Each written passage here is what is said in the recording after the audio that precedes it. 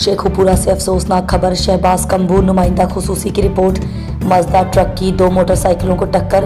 तफसीलात के मुताबिक हादसा बाईपास रोड शरकपुर चौक नर्सरी के करीब पेश आया, जिसमें एक नौजवान जाँ बहक जबकि दो अफराद शदीद जख्मी हुए। रेस्क्यू को कॉल मौसूल होते ही रेस्क्यू 1112 की इमदादी टीमों का फौरन रिस्पॉन्स मिला। रेस्क्यू 1112 की इमदादी टीमों ने दोनों जख्मी अफराद को फर्स्ट एड फराहम करने के बाद DHQ अस्पताल शिफ्ट कर दिया।